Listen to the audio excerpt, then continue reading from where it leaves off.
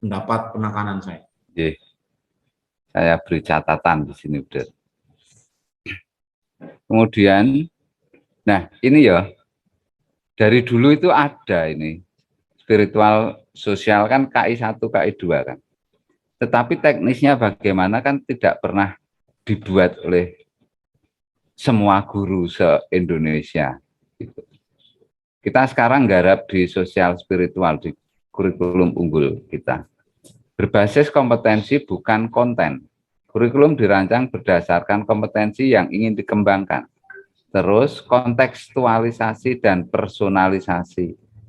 Kurikulum dirancang sesuai konteks budaya, misi sekolah lingkungan lokal. Kok pas ya dengan punya kita gitu. Misi sekolah. Kita sering bicara misi. Visinya tidak pernah saya sebut. Di kurikulum POP adanya cuma misi. Gitu. Ini muncul di sini. Terus kebutuhan murid. Kemudian kurikulum prototipe memiliki beberapa karakteristik utama mendukung pemulihan pembelajaran. Pada saat POP itu mulai, diklat kurikulum pernah saya menampilkan struktur kurikulum di mana sudah berbasis proyek. Dan POP ini dirancang 2020, Agustus 2020 kami merancang POP ini. Ternyata berbasis proyek juga di kurikulum 21 terus dilanjutkan di kurikulum prototipe ini. Berbasis proyek untuk pengembangan soft skill dan karakter, ini kan profil pelajar Pancasila kan. Profil pelajar Pancasilanya dilewatkan proyek ini gitu. Sedangkan kurikulum kita profil pelajar Pancasilanya dilewatkan di banyak hal, di semua, dari intra, ekstra, ko, non kurikuler. Semua masuk profil pelajar Pancasila. Kan yo unggul ya. Fokus pada materi esensial. Kemudian fleksibilitas. Penyesuaian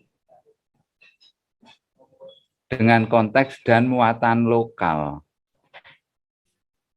Setiap sekolah beda-beda kan kurikulumnya, sesuai konteks di sekolah dan lingkungan di mana sekolah itu berada. Pengembangan karakter. Nah ini K13 sudah menekankan pada pengembangan karakter, namun belum memberi porsi khusus dalam struktur kurikulumnya. Nek menurut saya kok, ya ini kelemahan karena tidak bisa mentekniskan seperti yang sekarang kita buat ini loh. 2013 itu karepnya juga, tapi kan tidak ada panduan, tidak ada cara membuatnya dan sebagainya toh.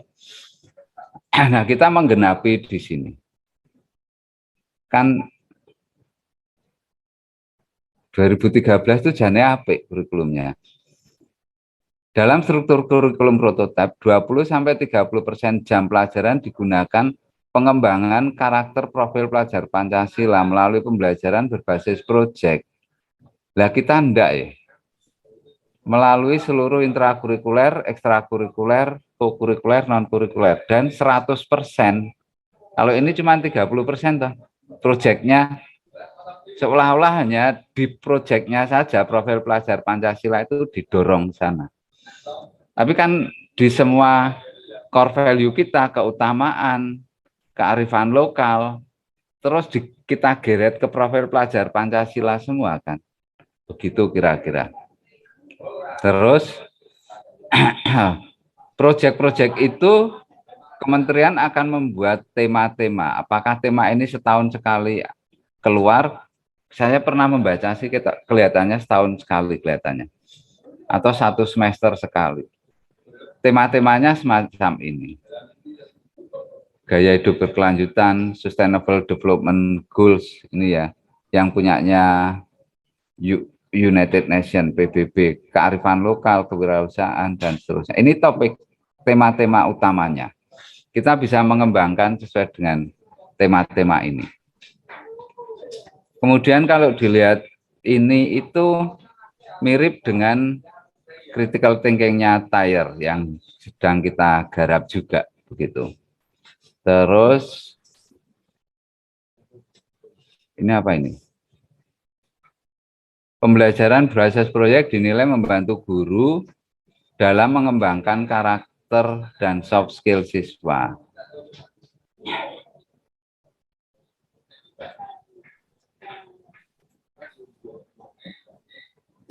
Fokus pada materi esensial. Nah, ini Bapak Ibu. Mohon maaf Pak Erik, kita doa Angelus dulu. Oh, ya Suster, mari silakan Suster. Oh iya. Dalam nama Bapa dan Putra dan Roh Kudus. Amin. Maria diberi kabar oleh malaikat Tuhan, maka ia mengandung dari Roh Kudus. Salam Maria, penuh rahmat Tuhan sertamu. Terpujilah engkau di antara wanita, dan terpujilah buah tubuhmu Yesus. Santa Maria, Bunda Allah, doakanlah kami yang berdosa ini, sekarang dan waktu kami mati. Amin. Aku ini hamba Tuhan, terjadilah padaku menurut perkataanmu. Salam Maria, penuh rahmat Tuhan sertamu. Terpujilah engkau di antara wanita, dan terpujilah buah tubuhmu Yesus. Santa Maria, Bunda Allah, doakanlah kami yang berdosa ini, sekarang dan waktu kami mati. Amin. Sabda sudah menjadi daging dan tinggal di antara kita. Salam Maria, penuh rahmat Tuhan sertamu. Terpujilah engkau di antara wanita, dan terpujilah buah tubuhmu Yesus. Santa Maria, Bunda Allah, doakanlah kami yang berdosa ini, sekarang dan waktu kami mati. Amin. Doakanlah kami ya Santa Bunda Allah, supaya pantaslah kami menikmati janji Kristus. Marilah berdoa. Ya Tuhan, karena kabar malaikat kami mengetahui bahwa Yesus Kristus Putramu menjadi manusia. Kami mohon curahkanlah rahmat-Mu ke dalam hati kami, supaya berkat sengsara dan salibnya kami dibawa kepada kebangkitan yang mulia oleh Kristus Tuhan kami. Amin. Dalam nama Bapa dan Putra dan Roh Kudus. Amin. Terima kasih Pak Heri, silakan. Ya, Suster. Terima kasih. Saya lanjutkan ya. Ya. Share screen-nya. Tadi apa tuh judul? Fokus pada materi esensial. Pembelajaran yang mendalam. Materi yang terlalu padat akan mendorong guru untuk menggunakan ceramah satu arah. Nah, akhirnya diputuskan kurikulum prototipe berfokus pada materi esensial di setiap mata pelajaran. Tujuannya untuk memberi ruang atau waktu bagi pengembangan kompetensi, terutama kompetensi literasi dan numerasi secara mendalam. Maksudnya apa? Saya guru fisika. Saya bisa memilih materi esensial yang bisa mengembangkan cara berpikir fisika untuk menyelesaikan banyak masalah fisika dengan hanya satu bab tok misalkan. Saya berani mengambil materi esensialnya adalah mekanika misalkan. 1 tahun anak kelas 7 tak ajari mekanika tok. Nah itu kewenangan guru, kewenangan pendidik yang menentukan. Terus ini ya nanti bisa dibaca-baca sendiri perbandingan. Terus ini KD yang dulunya itu banyak seperti ini nanti berubah menjadi capaian pembelajaran yang naratif. Begitu. Tadi Mas Hendy sudah mengatakan nanti akan panjang dan narasi berupa narasi refleksi macam gitu. Tetapi sebetulnya KD ini juga tidak apa-apa gitu. dari KD nanti yang kalau kita mau bergeser ke kurikulum prototipe 2022, KD yang sudah dibuat oleh Bapak Ibu semuanya bisa kita narasikan menjadi capaian pembelajaran. Capaian pembelajaran ditulis dalam paragraf yang utuh, mudah dipahami sebagai satu kesatuan. Ini fleksibilitas perancangan kurikulum sekolah dan penyusunan rencana pembelajaran. Fleksibilitas perancangan kurikulum sekolah. Perancangan, bukan pengembangan.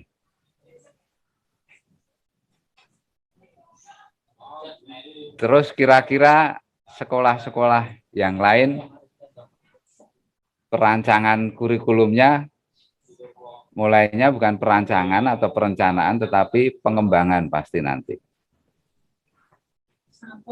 Kok pas ya POP kita dengan kurikulum prototipe ini?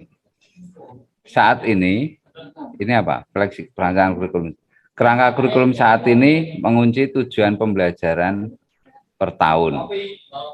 Ke depan, kurikulum prototipe menetapkan tujuan belajar per fase. Fasenya itu A, B, C. Ini untuk SD. SD dibagi 3 fase. A, B, C.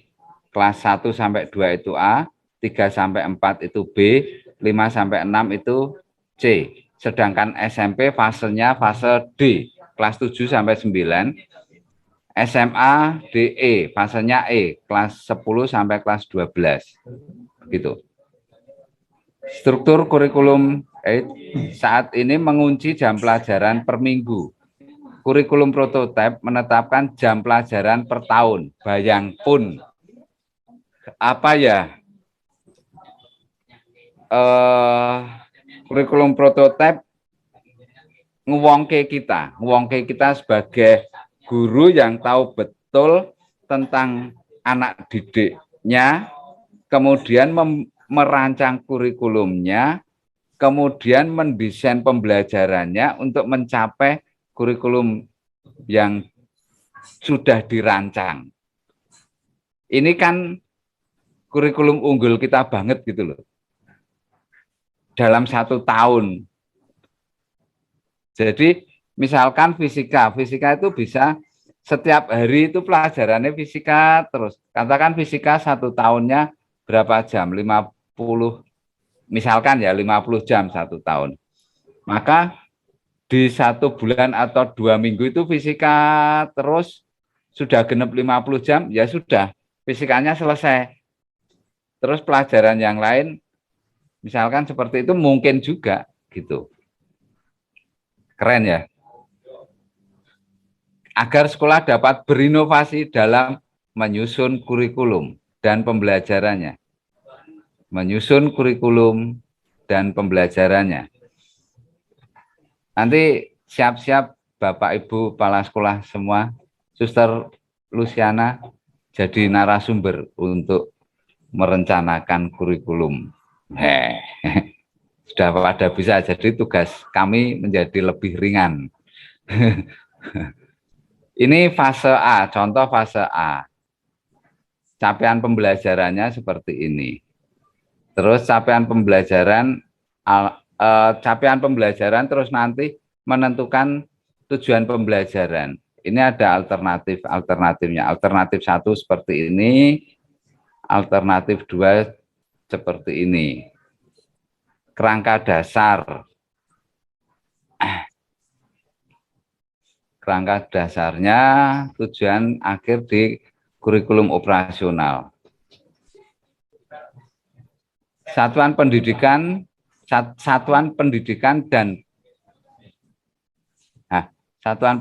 dan pendidik ini memiliki keleluasaan untuk memilih atau memodifikasi perangkat ajar dan contoh kurikulum operasional. Lalu kita tidak memodifikasi lagi, membongkar. Kita nggak mengacu pada contoh yang diberikan oleh GTK atau kementerian yang sudah disediakan pemerintah untuk menyesuaikan dengan karakteristik peserta didik. menyusun sendiri perangkat ajar sesuai dengan karakteristik peserta didik. Terus struktur kurikulum. Nah, di SMP proyek itu 1 tahun minimal 3 kali. Terus ini apa yang Bapak Ibu kerjakan, suster kerjakan, naskah akademik, kemudian dokumen kurikulum, kami selalu mengatakan catatan kaki, sitasi, itu harus ada. Jadi kalau ada kata-kata yang tidak ada sitasinya, kemudian kita ditanya, ini yang bilang siapa? Misalkan di daerah kami X itu orang tuanya kelakuannya begini. Kalau itu tidak ada sitasi atau catatan kakinya, orang yang membaca begini itu adalah tulisan saya, tulisan Heri, tulisan kita begitu. Tetapi kalau itu ada sitasi atau catatan kaki, orang yang membaca, oh ini menurut penelitian di jurnal ini dan sebagainya. Tujuannya seperti itu. Tolong yang hal-hal seperti itu di naskah Bapak Ibu semua diperhatikan ya. Sitasi, catatan kaki, seperti itu. Nah, apa yang Bapak Ibu lakukan, tolong nanti juga ditularkan ke peserta didik, ke siswa. Seperti tadi Pak Krisnu yang sudah mencoba untuk belajar style heading 1, heading 2 untuk membuat daftar isi, membuat daftar pustakanya, munculnya cuman sitik itu. Ada rasa penasaran untuk semakin tahu itu literasinya akan bertambah. Nah, ini bisa ditularkan ke siswa nantinya karena pada saat mereka SMA, salah satu syarat kelulusannya membuat isi ilmiah. Ciri ilmiahnya sumber didapat dari jurnal atau artikel ilmiah. Begitu. Ini di SMA. Lah Pak kan di SMA, kan ini masih SMP. Kalau kita bisa menularkan apa yang kita kerjakan di POP ini kepada peserta didik kita dan memberi bekal mereka ke SMA, pada saat di SMA mereka membuat isi ilmiah yang berbasis jurnal ilmiah, sumber-sumber yang jelas, sudah terbiasa kan mereka lebih unggul dari teman-temannya gitu. Sudah terbiasa. Di SMA seperti itu. Nah, ini struktur alokasi waktu mata pelajaran. Ini yang SMA, yang SMP dulu pernah saya sampaikan waktu diklat tentang kurikulum gitu ya. Ini menarik, Ane ingin kuliah kedokteran, berikut mata pelajaran yang ia ambil di kelas 11 dan 12. Perbandingannya dengan Wayan yang masih menimbang. Apakah ia kuliah bisnis atau teknik sipil? Di SMA nanti ada mata pelajaran wajib yang diambil. Kemudian karena Ani mau kuliah kedokteran, dia ambil biologi, kimia, IPS-nya sosiologi, bahasanya ambil ini, bahasa. Terus si Wayan antara bisnis dan teknik sipil. Maka kelompok IPA-nya ambil fisika, IPS-nya ambil ekonomi geografi. Dengan model yang sangat fleksibel ini, sebetulnya 2013 itu juga sudah settingnya seperti ini, tetapi karena tidak fleksibel, kurang fleksibel ya, kurang fleksibel untuk guru bisa menata sendiri di sekolahan masing-masing, asesmennya harus sama dan sebagainya, maka kurang bisa dijalankan. Kelihatannya ini akan lebih bisa dijalankan dengan konsep kurikulum prototipe ini. Itu. Nanti akan kita lihat bagaimana asesmen itu dibuat. Sosialisasi evaluasinya melibatkan KWI, melibatkan Sanata Dharma juga. Banyak sekali.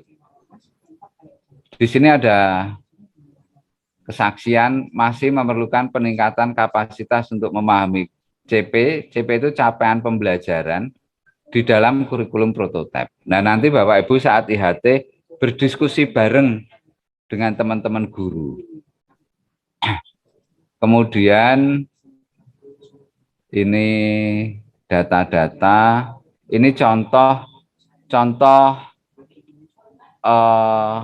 pilot project yang project ini sudah dilakukan di Kota Bitung untuk PAUD, mengenal Kota Bitung sebagai bagian dari pendidikan kontekstual.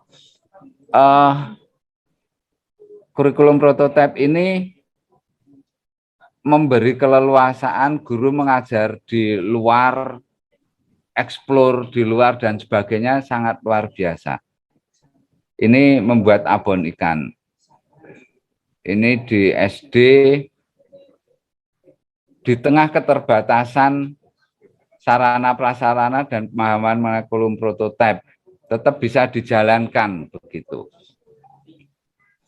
Ini contoh-contohnya tentang kearifan lokal budaya. Ini ada berkunjung ke rumah adat, bertemu dengan tokoh adat dan sebagainya. Ada banyak yang bisa dilakukan. Ada kata transformasi, ada kata ini. Buku pelajaran dinilai lebih kontekstual dan mengalami pembaruan. Sekolah membuat modul proyek, modul ajar sendiri. Kemudian berikutnya kita masuk ke ini paparan di Komisi 10 mungkin ini. Isinya pembelajaran paradigma baru. Kurikulumnya kurikulum prototipe 2022. Pembelajaran paradigma baru gitu. Nah, lihat ini di tingkat PAUD sampai dengan SMA, kurikulum menjadi payung secara keseluruhan di sini, di mana di kurikulum itu kan ada proses pembelajaran, strategi implementasi yang di kerangka draft saya berikan kemarin itu. Kemudian proses assessment, evaluasi memang yang di kerangka draft itu tidak saya masukkan, tetapi karena begini, karena assessment itu memang sangat sulit. Waktu itu saya menyampaikan seperti itu. Pelan-pelan saya soundingkan yang evaluasinya saya sampaikan di lain waktu. Tetapi di sini di kurikulum prototipe ini sudah dimasukkan, ya nanti kita bahas bareng. Pada jenjang PAUD, SD, SMP, SMA, SMK, asesmen diagnostik juga dilakukan. Artinya, Bapak, Ibu, Suster, anak kelas 7 itu langsung didiagnosa. Muridku seperti apa sih? Gitu. Itu sudah ada diagnosanya. Guru sudah mengetahui, sekolah sudah mengetahui karakteristik anak didiknya. Baru kemudian masuk ke pembelajaran. Pembelajaran profil pelajar Pancasila, bagaimana profil pelajar yang diinginkan dibentuk oleh pembelajaran paradigma baru. Profil pelajar Pancasilanya didekati dengan ini. Bagaimana profil pelajar dibangun di satuan pendidikan dasar dan menengah. Melalui budaya sekolah, intrakurikuler, proyek, maupun ekstrakurikuler.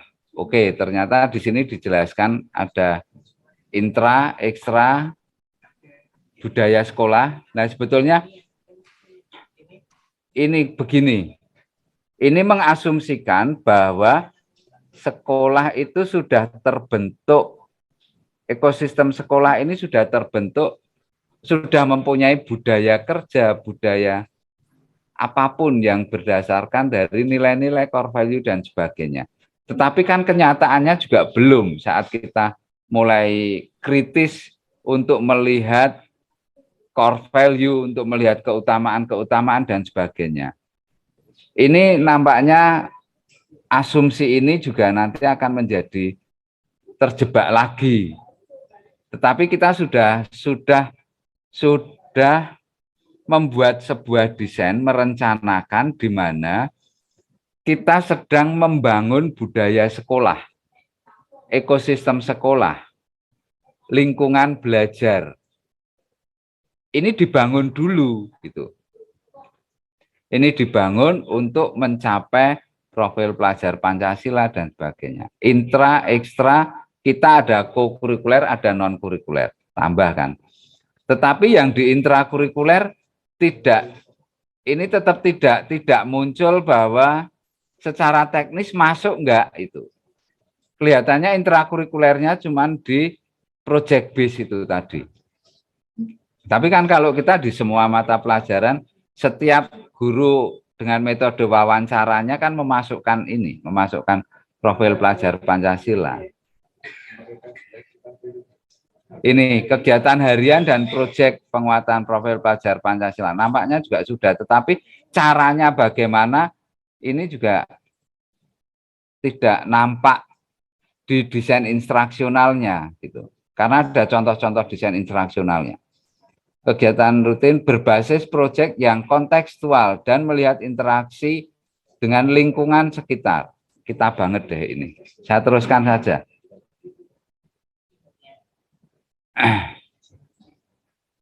Ini contoh perangkat ajar, buku teks pelajaran, bahan ajar, modul ajar mata pelajaran, dan modul proyek profil pelajar Pancasila. Contoh kurikulum satuan pendidikan, kemudian satuan karakteristik satuan, sesuai karakteristik satuan pendidikan, konteks dan kebijakan lokal, ini kata-kata atau kalimat-kalimat yang mirip-mirip dengan punya kita, eksplorasi lingkungan sekitar,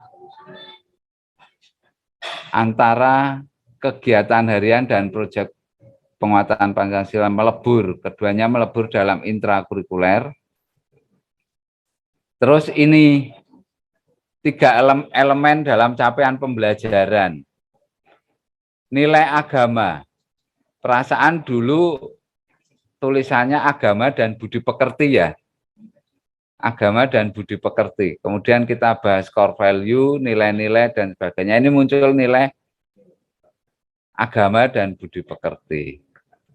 Di sini muncul lagi nilai-nilai ajaran agama, interaksi sama dengan alam, jati diri, anak menunjukkan perasaan bangga terhadap identitasnya, identitas sebagai seorang Batak, sebagai seorang Jawa, sebagai seorang Tionghoa, identitas keluarganya, latar belakang budayanya, dan jati diri sebagai anak Indonesia yang berlandaskan Pancasila. Dimulai dari keluarga, latar belakang budaya lokalnya, ini untuk jati diri bangsa Indonesia. Ini kita gali, kita banget ya, POP kita banget. Dasar literasi mengembangkan sikap peduli dan tanggung jawab dalam pemeliharaan alam, lingkungan fisik dan sosial. Prinsip pembelajaran, ini kata scaffolding itu sering diucapkan oleh Mas Hendy. Saya skor alur tujuan pembelajaran dan modul ajar sebagai dokumen rencana pembelajaran. Capaian pembelajaran memuat sekumpulan kompetensi dan lingkup materi yang disusun secara komprehensif dalam bentuk narasi. Fase D ini SMP. Gitu ya. Tujuan pembelajarannya fase D itu 3 tahun nanti. Itu continue. Guru sudah memilih, menganalisis materi esensialnya, kemudian ini dibuat tujuan pembelajaran dalam 3 tahun. Dalam 3 tahun setiap mata pelajaran. Kurikulum operasional satuan pendidikan dikembangkan sesuai konteks dan kebutuhan peserta didik dan satuan pendidikan. Kita sudah merencanakan, kita sudah menciptakan kurikulumnya, tidak mengembangkan.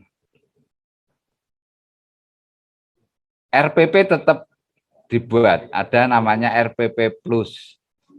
Itu namanya modul ajar. Modul ajar nanti kalau ada istilah modul ajar yaitu RPP. RPP Plus. Ini maka modul ajar tersebut dapat dipadankan dengan RPP. Ya, esensinya sama, tinggal diganti namanya saja. Karena sebetulnya pembelajaran kan harus didesain gitu. Maka di kerangka dokumen kurikulum, desain instruksional itu apa, Bapak Ibu yang nyusun harus paham dan harus belajar itu, kemudian RPP apa dan sebagainya. Esensi di dokumen kurikulum kita itu panduan untuk menggali yang esensi semuanya gitu. Namanya modul ajar, tapi esensinya ya rencana pelaksanaan pembelajaran. Pengawasan proses pembelajaran, kurikulum prototipe ini sangat memerdekakan guru dan sangat memerdekakan sekolah. Tetapi di situ perlu pengawasan. Pendidik diberi ruang untuk mengembangkan rencana pembelajaran dengan komponen dan format yang sesuai karakteristik peserta didik. Karakteristik Canisius Sumber, Canisius Yoris, kemudian Teresiana berbeda. Maka formatnya ya berbeda. Wong di dalam satu sekolah saja formatnya bisa berbeda-beda kok. Dengan demikian tidak ada standar format baku dokumen pembelajaran yang membatasi kemerdekaan pendidik dalam mendesain pembelajaran.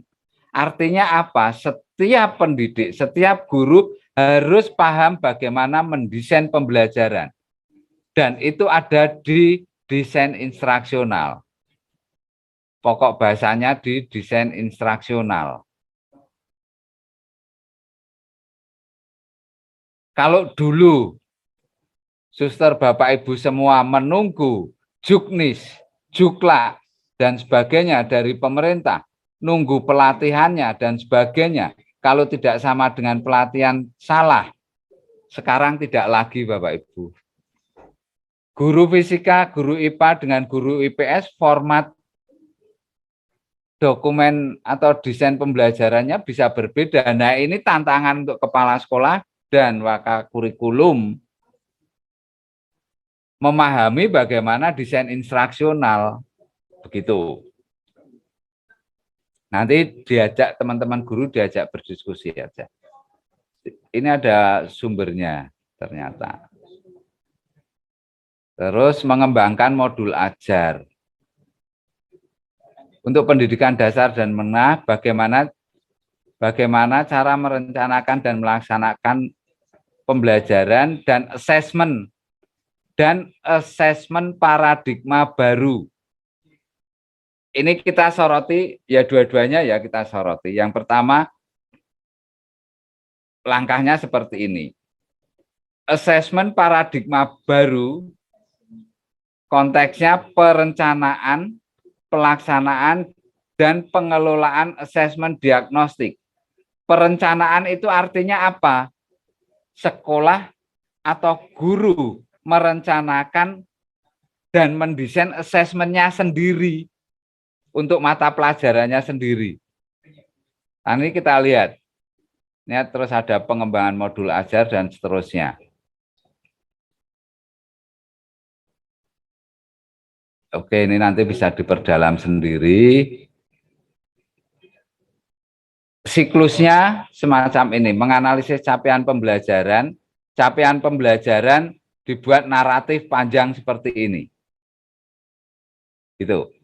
Merumuskan tujuan pembelajaran dan alur tujuan pembelajaran. Ini tujuan pembelajarannya, menyajikan ini. Fase B kelas 3 dan 4, ini untuk SD contohnya. Alur tujuan pembelajaran.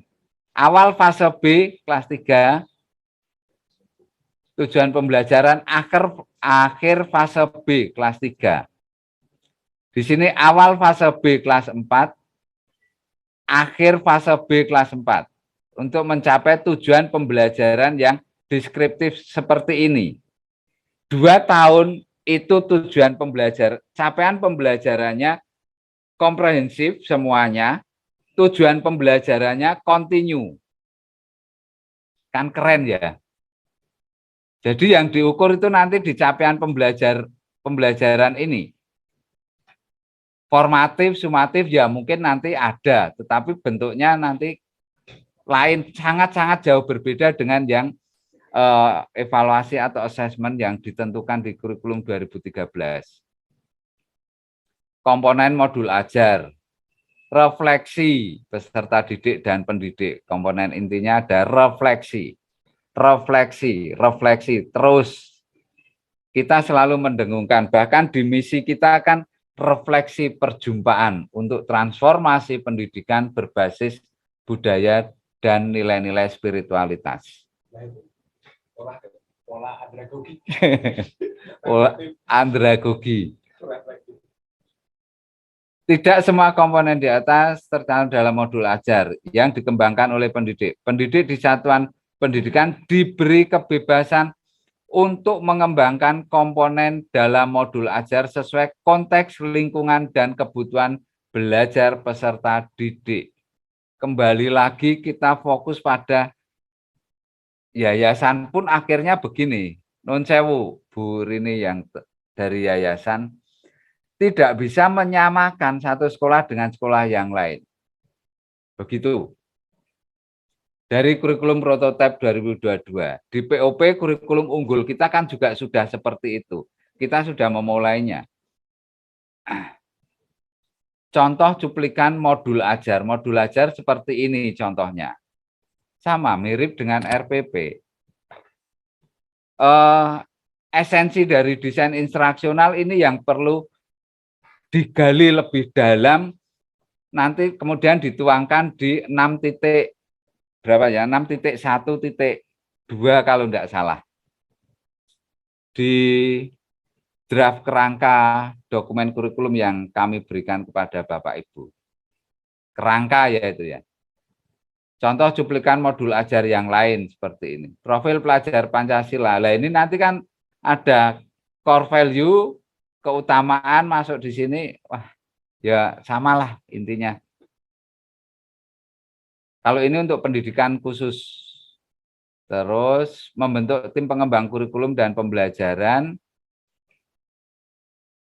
Kita sudah lakukan itu, nanti tim pengembang kurikulum pembelajaran menganalisis capaian pembelajaran, kemudian menyusun tujuan pembelajaran. Nanti di EHT dibahas, dibedah aturan atau kurikulum baru ini tolong dibedah. Perencanaan ini Bapak Ibu, perencanaan dan pelaksanaan asesmen diagnostik. Saya membaca ini tuh teringat sama Bu Sita ya, waktu itu saya di biji 75 oh. Saya masih ingat 75 aja ya Pak. Ya udah saya terima. Maaf Pak. Betul nama Bu. Kami remen dan ternyata pertanyaan Ibu dijawab di sini Bu. Saya waktu membaca ini, Bu Sita waktu itu tanya kekritisan Bu Sita dijawab di perencanaan dan pelaksanaan asesmen diagnostik ini. Asesmen diagnostik harus dilakukan karena karakteristik dan jenis kebutuhan khusus yang beragam. Oh, ini untuk yang kebutuhan khusus. Tetapi secara keseluruhan ini harus dilakukan juga di semua sekolah. Anak kelas 7 masuk di diagnose begitu. Terus nanti ini menganalisis capaian pembelajaran dan seterusnya.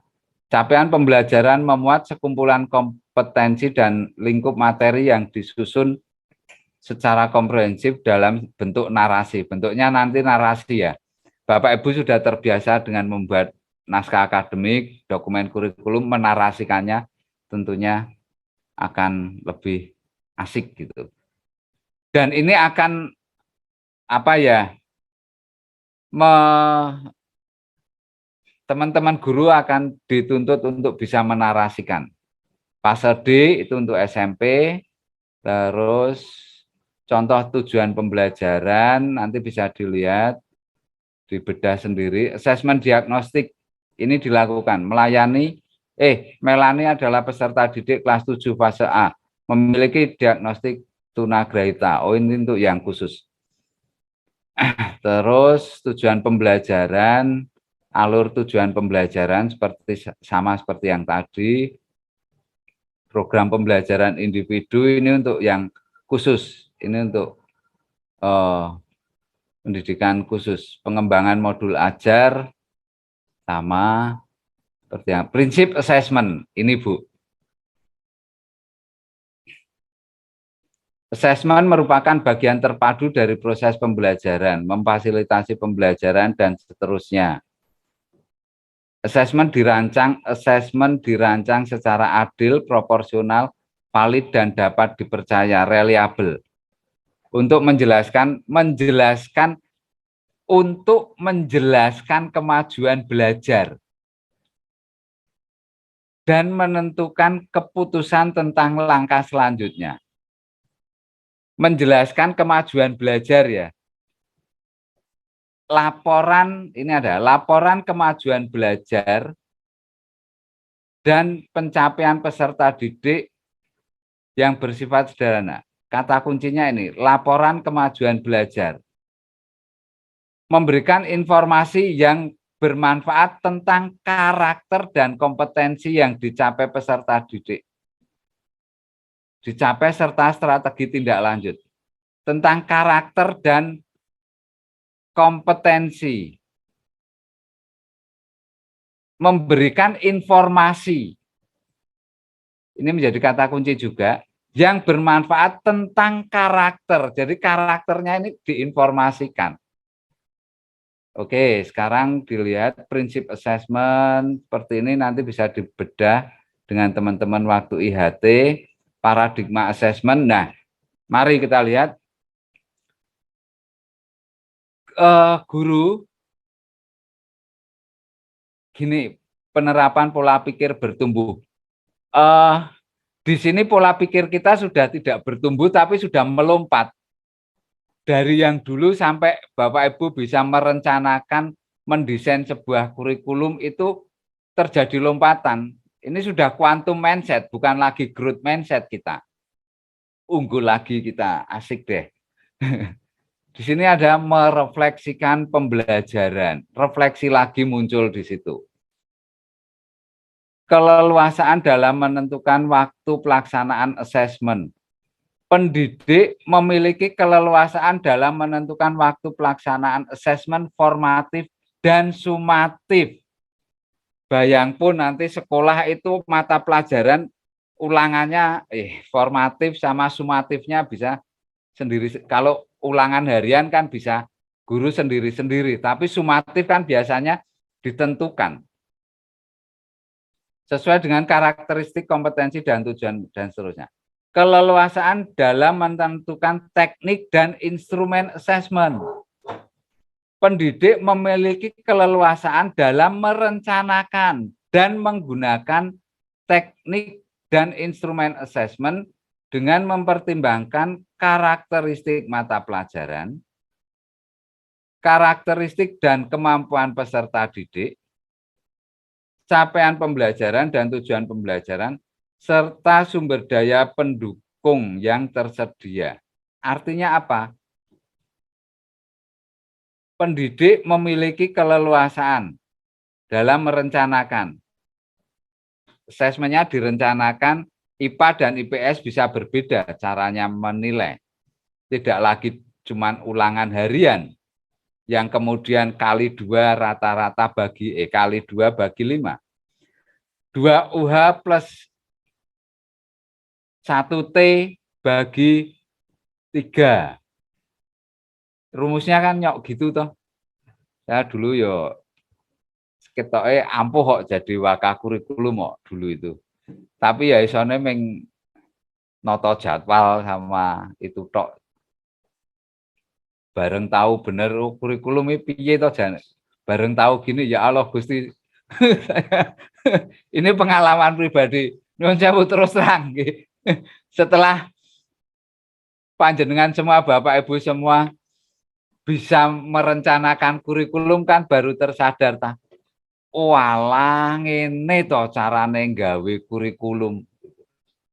Pada saat kemarin-kemarin kan KTSP diikuti apa yang diminta oleh dinas tanpa mengetahui esensinya dan sebagainya lah. Tidak apa-apa ya, memang itu proses kok dulu kok. Terus keleluasaan menentukan kriteria ketercapaian tujuan pembelajaran. Setiap satuan pendidikan dan pendidik, akan menggunakan alur tujuan pembelajaran dan modul ajar yang berbeda. Itu tadi contoh, alur tujuan pembelajaran dan modul ajar. Yang kita lihat tadi itu contoh. Tapi setiap guru berbeda-beda modul ajarnya diperkenankan di sini. Pendidik akan menggunakan kriteria yang berbeda, baik dalam bentuk angka kuantitatif maupun data kualitatif. Pendidik akan menggunakan kriteria yang berbeda. Nanti ada guru yang menilai dari hasil observasi, wawancara, kemudian tugas dan sebagainya, ini menjadi nilai dia di rapot misalkan sah, tidak ada ulangan hariannya, sah. Kriteria ketercapaian tujuan pembelajaran berfungsi untuk merefleksikan proses pembelajaran dan mendiagnosis tingkat penguasaan kompetensi peserta didik.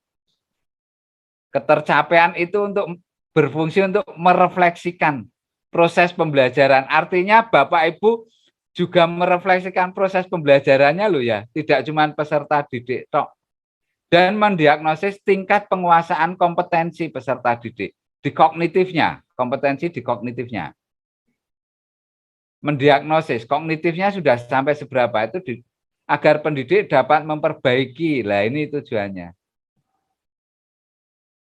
Formatif ini kelihatannya dikembalikan ke filosofi formatif. Form itu kan bentuk. Pada saat ulangan harian itu sebetulnya untuk mencari bentuk, mendiagnosis apakah pembelajaranku sebagai seorang guru bisa diterima oleh anak-anakku. Tapi ulangan harian itu akhirnya menjadi judge. Anak dijudge dengan nilai segini kan. Kemudian remedi. Remedi itu kan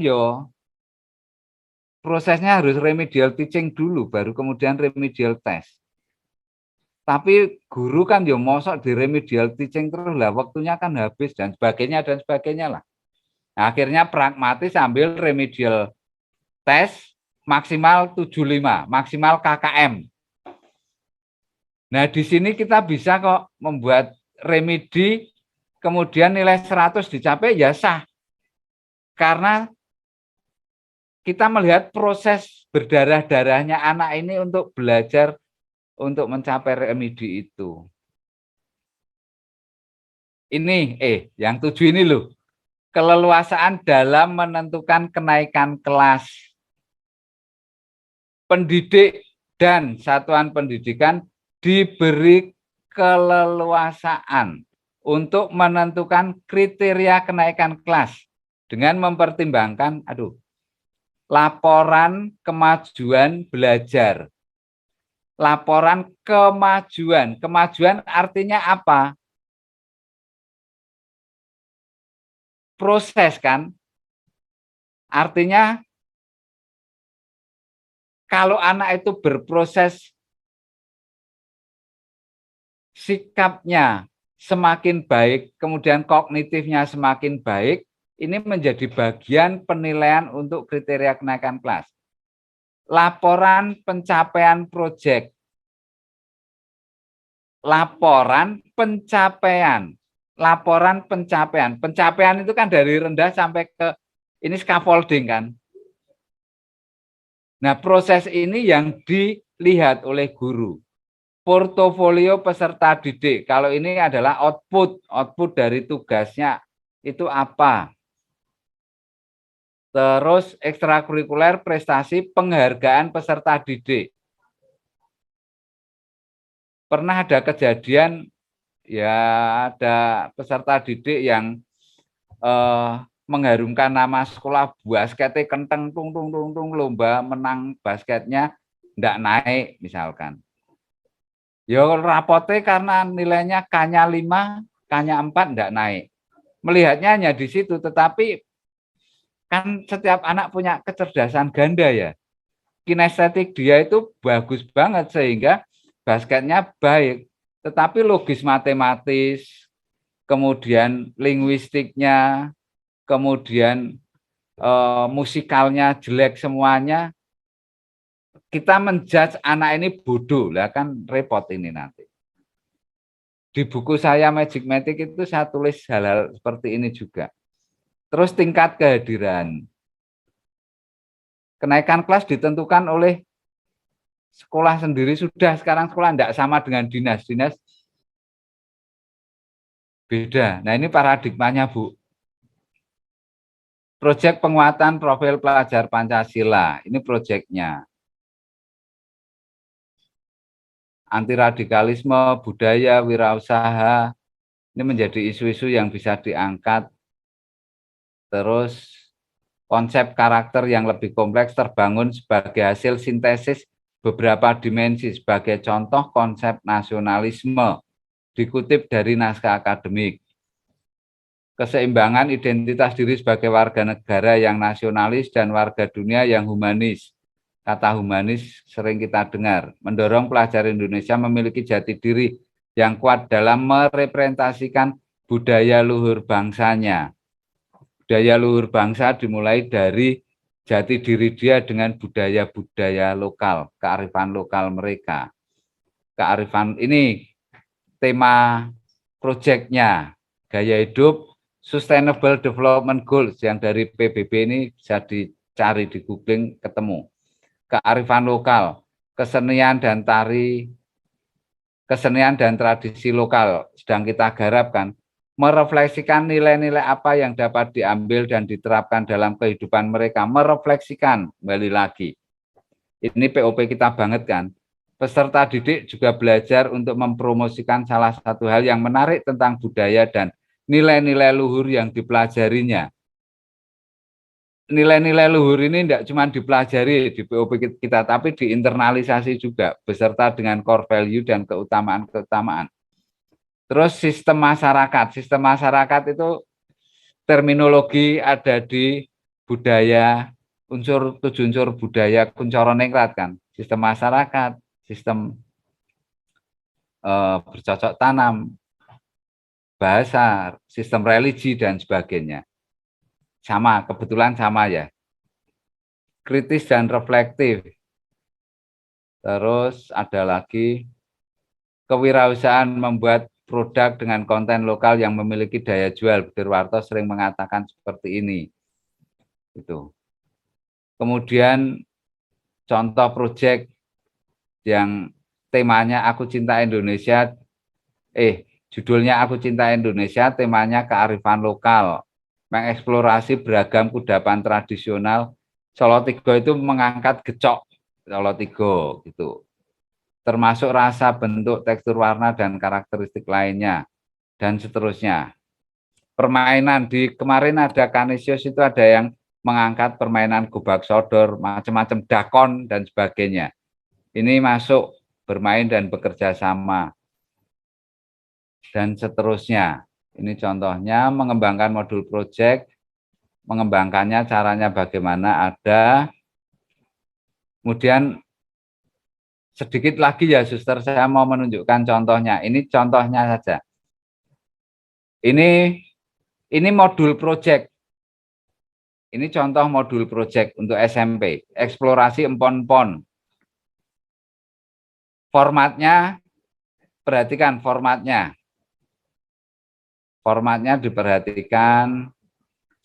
Saya scroll cepat saja karena saya ingin menunjukkan kemerdekaan yang mau dibangun oleh Mas Nadiem. Mas Nadiem sungguh guru, sungguh sangat dipercaya ini. Guru sungguh-sungguh sangat dimanusiakan dan sangat dipercaya. Ini contoh modul project yang kedua. Lembar kerja peserta eksplorasi empon. Sama, eksplorasi empon-empon. Tetapi modul projectnya, formatnya berbeda kan. Setiap guru, setiap sekolah mempunyai format yang berbeda-beda. Asal bisa mempertanggungjawabkan. Dan kualitas pembelajaran pendidikan di sekolah Bapak Ibu ada pertumbuhan gitu. Ada pertumbuhan. Pertumbuhan ke atas ya, jangan pertumbuhan ke bawah. Membaik maksudnya, desain produk dan seterusnya. Terus kemudian ini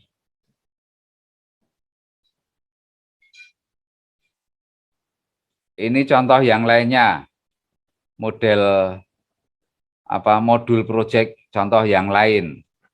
Ada banyak macam-macam. Ini Permendikbud tadi, ini Permendikbud tadi, gitu. Nah sekarang, oke, kita sudah tahu kurikulum prototipe, sudah tahu. Kemudian nanti ini akan kami sertakan untuk jadwal IHT, rundown acaranya sekolah Bapak Ibu guru membedah kurikulum 2022 ini. Kemudian nanti bagaimana kita menyesuaikan kurikulum unggul yang sudah kita buat ini, kerangkanya kan sudah terbentuk. Kita tidak patron kita bukan di kurikulum prototipenya, tetapi kurikulum unggul kita ini bisa mengakomodir kurikulum prototipe. Gitu. Jadi kurikulum prototipe itu sumbernya dari kurikulum unggul kita gitu aja. Gitu. Tapi kalau kita kurikulum prototipe menjadi rujukan kita, kelihatannya lebih baik karena kan esensi yang kita gali itu lebih dalam gitu loh. Esensi yang kita gali lebih dalam. Kita sudah menggali nilai, kemudian mengintegralkan profil pelajar Pancasila itu 100% di semua mata pelajaran, di proyek, di intrakurikuler, di ekstrakurikuler, di kokurikuler. Semua terintegrasi semua di sana, di non-kurikuler. Kita sudah bisa mendesain, merencanakan kurikulum yang seperti itu gitu loh. Nah, ini hadiah Natal dari saya, Buder, Bapak Ibu semuanya, yang wah lumayan naskah kurikulumnya wis rampung. Ternyata ada kurikulum ini. Bu Sita. Lah, tapi gini Bu, gini, satu hal yang tapi saya yakin di hati Bapak Ibu semuanya bangga dengan apa yang dilakukan. Bisa menggali nilai-nilai, bisa menggali keutamaan, bisa menggali kearifan lokal, terus kemudian merencanakan kurikulumnya Sisan yang selama ini tidak, dan kurikulumnya unggul Sisan.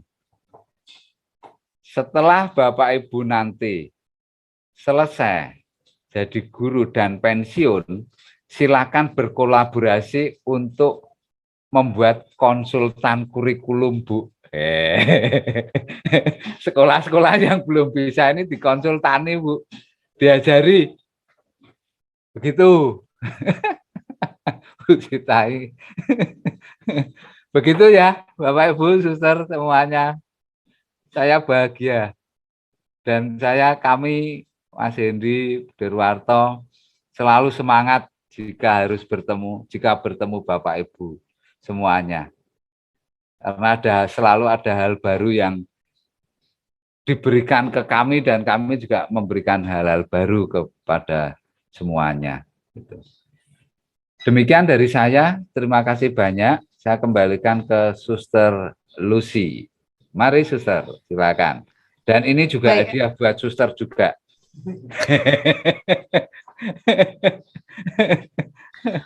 Baik, terima kasih Pak Heri atas hadiah Natal yang dibagikan bersama kita dalam virtual ini mengenai kurikulum prototype. Saya rasa tadi seperti yang dipaparkan sebenarnya di kurikulum luber kita sudah kita gali ya, hanya memang nanti untuk mendalaminya kan belum ya mengenai kurikulum prototype ini. Mungkin nanti ini makin penuh ini Mas Heri. Mungkin nanti akan dibantu kembali, tapi kita yakin bahwa landasan kita sudah ada sebenarnya. Tadi bagaimana kita mengembangkan kemudian mendesain kurikulum kita sudah mulai. Hanya nanti bagaimana nanti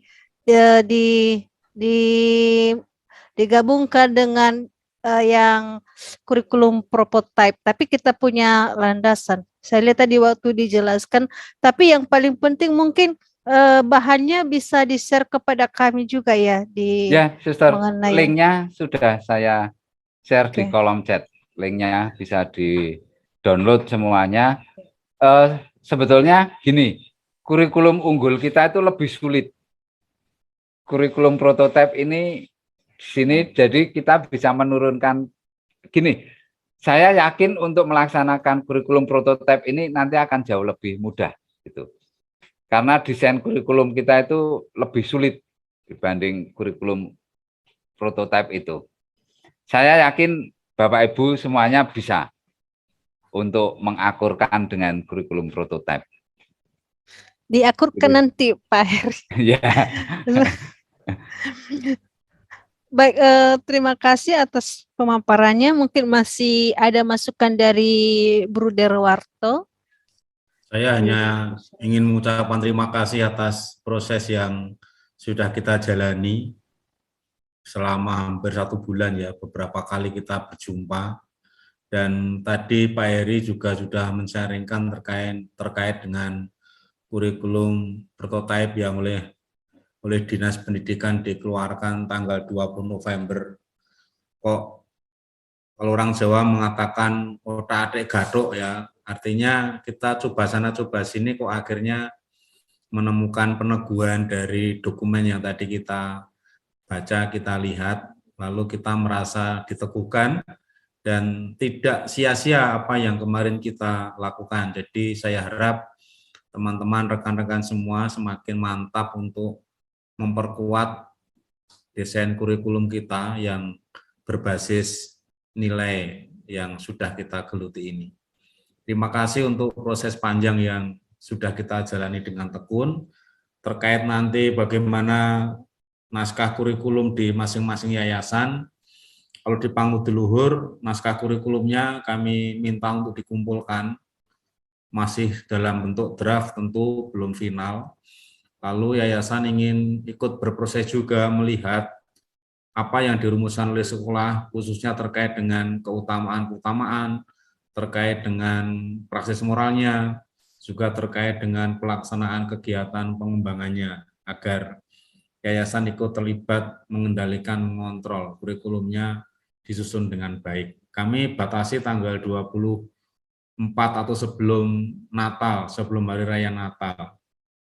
Kalau di yayasan lain juga begitu, barangkali di Kanisio juga begitu, Romo Martin mungkin juga ada baiknya agar yayasan ikut mengontrol kurikulum yang disusun oleh masing-masing sekolah. Mungkin dalam hal ini Romo Martin saya harap memberikan sambutan peneguhan untuk kita semua. Terima kasih. Terima kasih. Kami persilakan kepada Romo. Maaf saya tadi terlambat masuknya. Saya itu tidak terlalu mengikuti diskusi yang dipandu oleh tadi.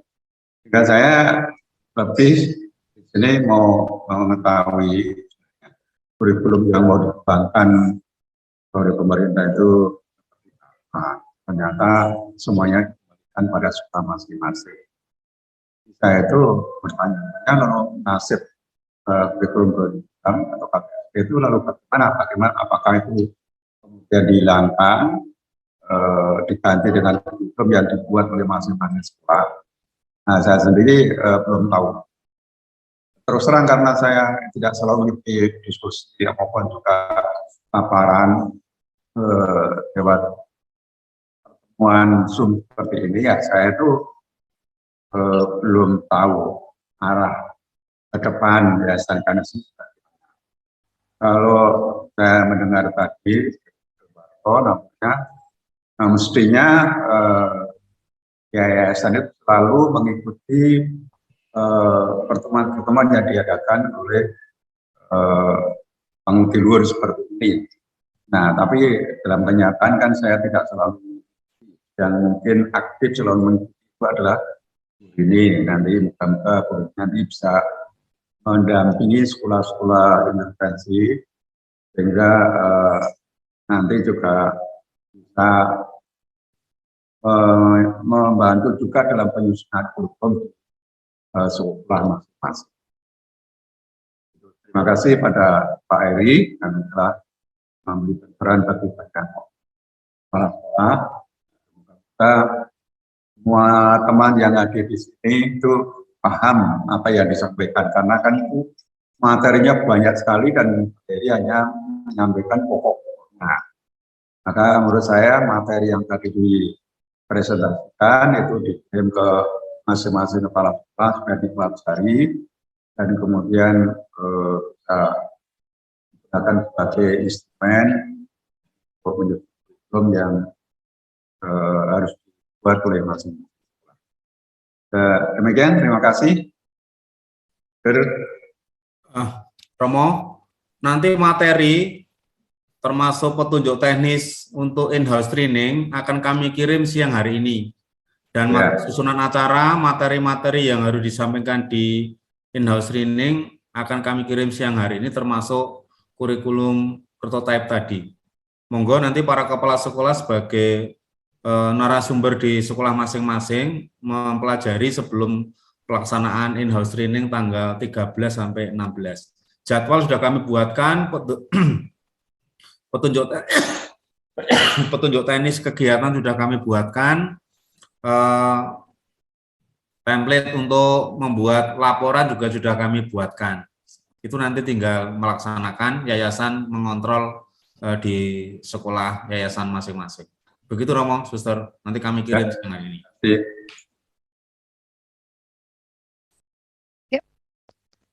Baik, terima kasih Romo, terima kasih kepada narasumber yang pada siang hari ini telah berdinamika bersama kita dalam penyusunan draft kurikulum dan naskah akademik.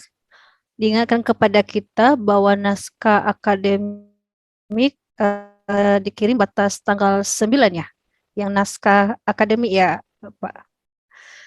Dan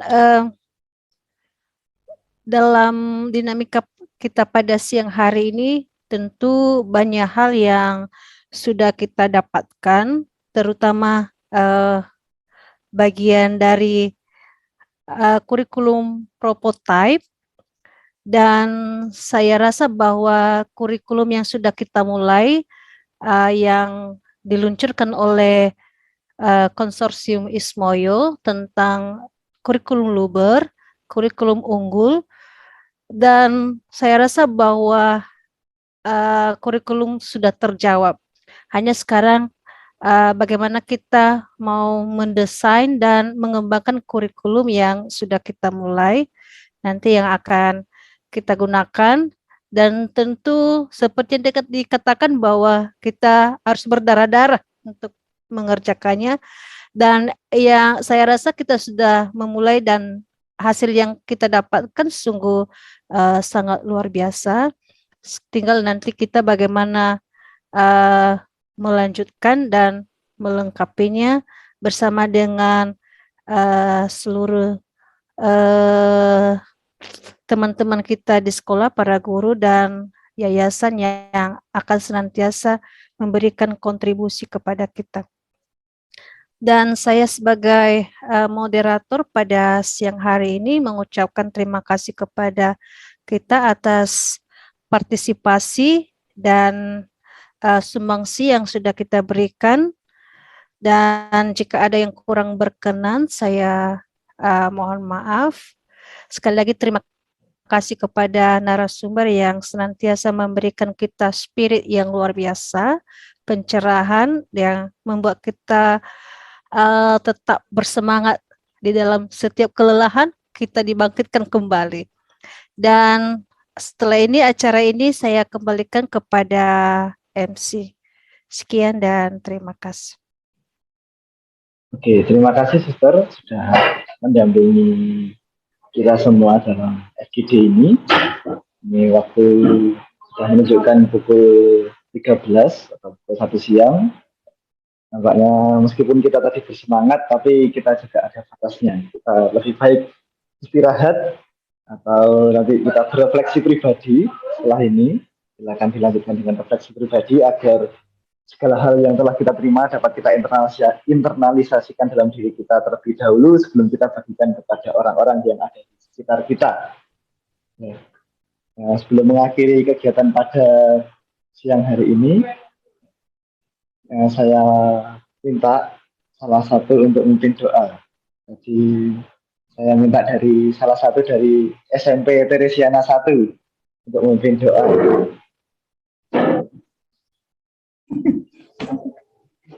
Bagaimana Mas Iwan? Mungkin Mas Wisnu bisa tutup FGD ini dengan doa. Ya. Tolong. Feeling saya nggak enak tadi. Oke, mari kita berdoa. Buder, Romo, dan para narasumber, Suster juga, Mas Hendy, Pak Heri, dan Ibu Bapak Guru yang terhormat, kita akhiri pertemuan kita dengan berdoa bersama. Semoga saja kita menjadi berkat bagi sesama. Mari kita berdoa dalam nama Bapa dan Putra dan Roh Kudus. Amin. Tuhan Yesus Kristus, penyelenggara segala rahmat dalam hidup kami, terima kasih karena sepanjang ruang virtual yang kami adakan hari ini, kami mendapat begitu banyak hal untuk perbekalan kami, persembahkan yang terbaik bagi putra-putri peserta didik yang Kau percayakan kepada kami. Semoga apapun yang kami dapatkan, apapun yang kami upayakan, kami usahakan dan kami perjuangkan bersama demi kemajuan dan perkembangan sekolah kami masing-masing, sungguh berkenan di hati-Mu dan menjadi berkat bagi siapapun juga, terutama untuk perjalanan kami, pelayanan dan keputusan yang Kau berikan, panggilan kami sebagai pengajar dan pendidik bagi murid-murid-Mu, bagi anak-anak-Mu yang Kau percayakan kepada kami. Setelah ini kami akan kembali melanjutkan kegiatan kami masing-masing, berkatilah dan sertailah kami selalu, agar apapun yang kami lakukan, yang kami katakan, yang kami pikirkan menjadi berkat bagi sesama dan manfaat bagi orang lain. Terima kasih ya Tuhan atas semua yang Kau berikan kepada kami, dan kepadamu pula kami haturkan segala doa, permohonan dan harapan kami. Bapa kami yang ada di surga, dimuliakanlah nama-Mu, datanglah kerajaan, jadilah kehendak-Mu di atas bumi seperti dalam surga. Berilah kami rezeki pada hari ini, dan ampunilah kesalahan kami, seperti kami mengampuni yang bersalah kepada kami, dan janganlah masukkan kami ke dalam pencobaan, tetapi bebaskanlah kami dari yang jahat. Amin. Dalam nama Bapa, dan Putra, dan Roh Kudus. Amin. Terima kasih Pak Wisnu sudah memimpin doa. Sama-sama, Mas. Baik, terima kasih semuanya atas perjumpaan kita pada siang hari ini dalam ruang virtual ini. Selamat melanjutkan aktivitas, selamat menjadi berkat bagi sesama. Terima kasih. Matur nuwun Romo, Bapak Ibu. Terima kasih. Terima kasih. Terima kasih Romo. Matur nuwun. Terduun. Ya, Banyak para narasumber. Kita, I love you. Terima kasih. Love you too, Pak. Mas Edi. Datang ke kotamu, lama dia tidak bertemu. Ingin diriku mengulang kembali, berjalan jalan bagai tahun lalu. Sepanjang jalan kenangan kita selalu bergandeng.